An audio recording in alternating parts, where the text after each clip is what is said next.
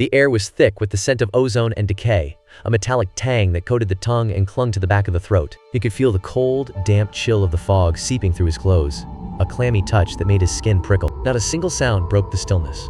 No birds, no distant traffic, just the faint, rhythmic drip of water from a rusted gutter. Every resident stood frozen in place, their eyes glassy and unseeing, locked in the middle of mundane tasks. A newspaper boy held his stack, but the headlines were from 3 weeks ago, the ink smeared by the moisture in the air. His breath hitched as he realized the truth.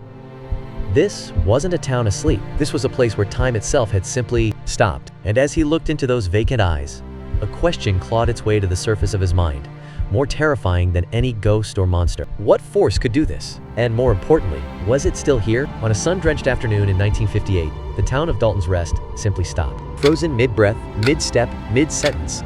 As if time itself had seized, the air hangs thick with the scent of ozone and old dust, a palpable weight pressing down. And the most terrifying part? They're still there, preserved in that single, silent moment, waiting. And some say they're dreaming of us. A child's ball hangs motionless in the air, frozen at the apex of its bounce. A newspaper lies abandoned, its headline screaming, "Entire town falls silent.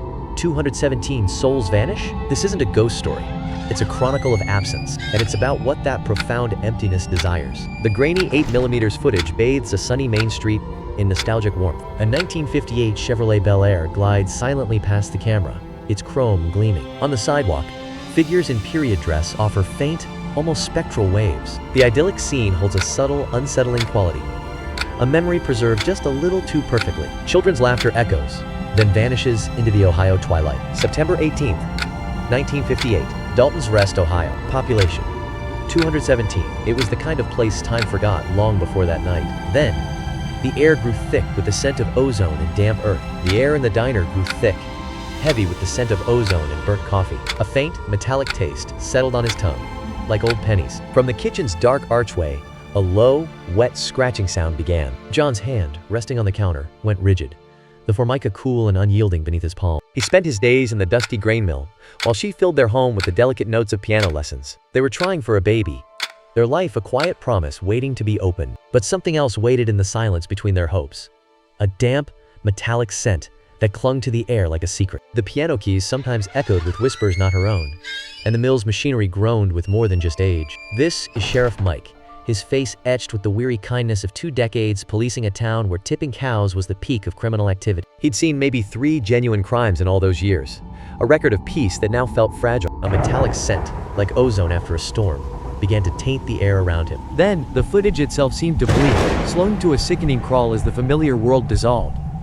At 2:17 p.m., by every clock that stopped, something passed over Dalton's Rest. Not a shadow, not a sound. The air grew heavy with the scent of ozone, like the calm before a storm that never arrives. Smiles and photographs seemed to stretch beyond their frames, their edges scratching at the emulsion. But stillness, a final, collective exhale that never ended. The air grew heavy, thick with the scent of ozone and damp earth. A primal dread took hold as the car's tires crunched over gravel, each sound magnified in the unnatural quiet. Somewhere in the woods, something began to whisper, not with sound, but with the faint, metallic taste of iron in the air. From within our shelter, Lena addresses her lens, voice hushed with professional intensity. "We're 3 miles from the Dalton's Rest County cordon," she says, the words hanging in the stagnant air. The atmosphere has already thickened, carrying a faint metallic tang that coats the tongue. No birds, she concludes.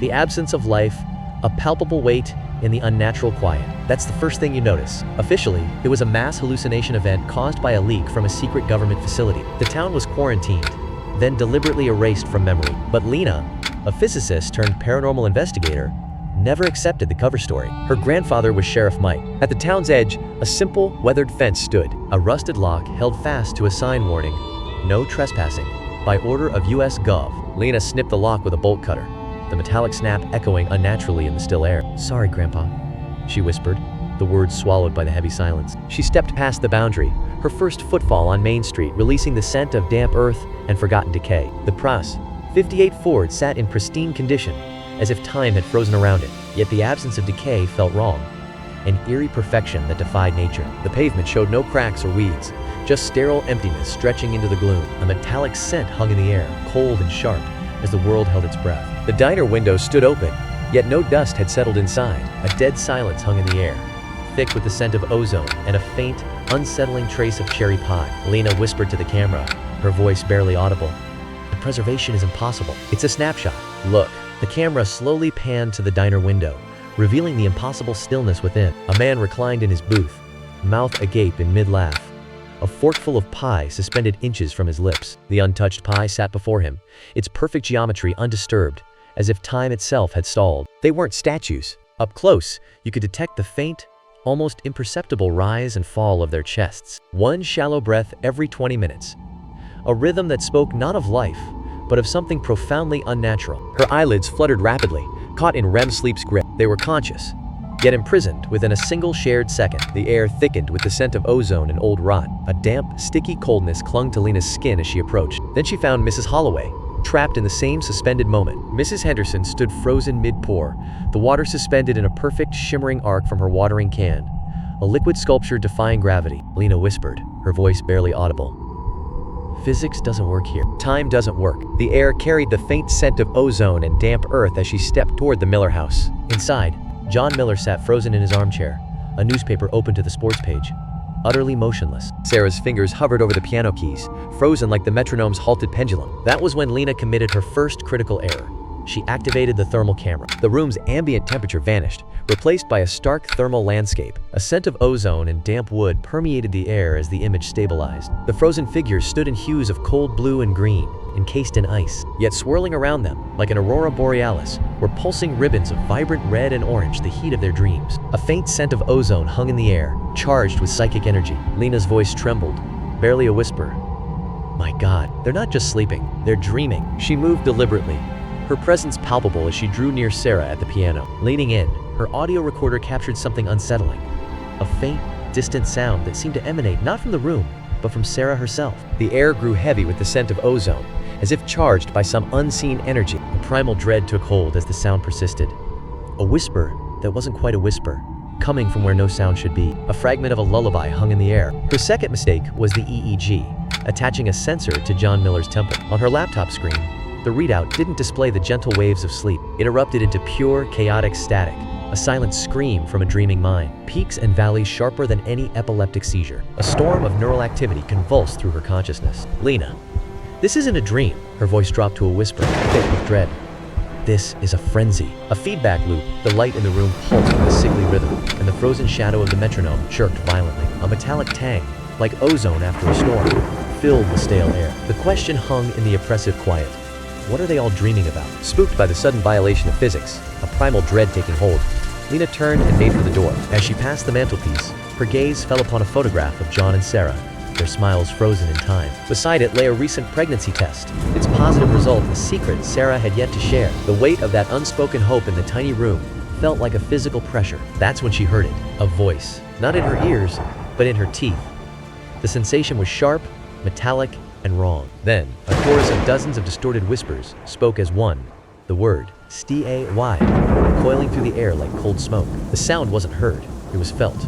A pressure against her skin and a foul, coppery taste blooming in her mouth. Lena locked solid, every muscle seizing, as the camera shuddered violently, the world dissolving into a frantic, unstable blur. The entire house seemed to ripple, like a heat mirage on asphalt. For just a heartbeat, Lena glimpsed the room, not frozen in time, but vibrant. John lost in a book, Sarah playing a completed melody, the rich scent of fresh coffee hanging in the air. Then reality snapped back with a sickening jolt, the warmth and life evaporating into the familiar, sterile chill. Lena, her voice a strangled whisper thick with dawning horror. The dream. It's not in them, it's the town. The town is dreaming them, and it's beginning to leak. She stumbles into the street as the air thickens with an ozone scent. The motionless people around her start to echo, fainting, distorted whispers repeating their last moments. A primal dread takes hold as the stillness deepens, and the world feels sticky with borrowed dreams. The phantom diner chatter overlaid the unnatural silence. The scent of warm pie became sickly sweet and overpowering. Mrs. Henderson's watering can dripped onto the parched soil. Each plink echoed in the heavy, still air. The loop was fracturing, or evolving. It required a fresh consciousness to anchor its new form. A metallic tang, like ozone and rust, thickened the air around her. The world seemed to hold its breath. The only sound, a distant, rhythmic scratching from the tree line. With a tremor in her hands, she finally reached the driver's side door. The engine refused to catch, and every electronic display went dark. Then the whispers returned, sharper this time. A dissonant chorus of children's laughter, a crackling radio broadcast, and Sarah's haunting piano melody. They bled together into a single, overwhelming psychic noise that filled the air with a metallic tang. A choral whisper, now clear and pleading, cut through the static. Don't go. It's peaceful here. You can rest now. You can stay with them. You can see your grandfather. At the street's end, a translucent figure shimmered outside the sheriff's office. The spectral form of Sheriff Mike. He offered that familiar, weary smile and tipped his hat, but the air grew heavy with the scent of ozone. Lena's breath hitched, tears welling as she whispered, "Grandpa?" Mike's echo replied with gentle wrongness. "It's just a long dream, honey. In dreams, nothing ever has to end. John and Sarah's baby gets to be born here." The pull was physical, like a current in that thick, sweet air. It felt like sinking into a warm, inescapable bed. A cloying, sugary scent clung to everything, promising comfort that felt wrong. The sun, fixed in its golden cage, made the silence feel adhesive. Lena's legs give way, her eyelids drooping with unnatural weight. The spectral heat vision glow now saturates the entire street, throbbing with the rhythm of a colossal, unseen heart. The air thickens with the scent of ozone and cold, damp earth. Then, a brutal, screeching cut to pure, chaotic static. The noise dies, leaving a stable, silent shot. Lena's dashboard camera recorded her trembling hands as she drove, her face ashen and fixed on the empty highway ahead. Outside the town limits, the cheerful birdsong around her felt like a cruel joke. Her voice, when it finally came, was hollow and fractured by trauma. "I don't know how I got out," she whispered to the lens, each word carrying the weight of something unspeakable. "I woke up, behind the wheel, the engine still humming. I pulled over, the damp night air seeping through the cracked window as I tried to steady my breathing. My laptop screen glowed in the dark, showing the final clip, just my own face staring back, moments before everything went blank. The metallic scent of ozone clung to the air, and a cold realization settled deep in my bones. The grainy footage captured her retreating silhouette as she stepped back through the Miller house's threshold. She settled onto the sofa beside John's motionless figure, the worn fabric groaning faintly under her weight, her head tilted back against the cushion, a posture of eerie resignation. Then, her eyes closed, sealing her into the same unnatural stillness that held the room captive. Then the footage cuts to static. "Lena, that's not me. I'm here. But when I sleep now, I dream of Dalton's rest. I smell the pie. In the dream, the piano's notes drift through the air, familiar and haunting. I'm always on that sofa, wrapped in a warmth that feels both comforting and strange. A deep, contented happiness settles over me, thick as the night air outside Lena's window. But that happiness carries the faint, metallic scent of memory, a reminder that dreams are not always what they seem."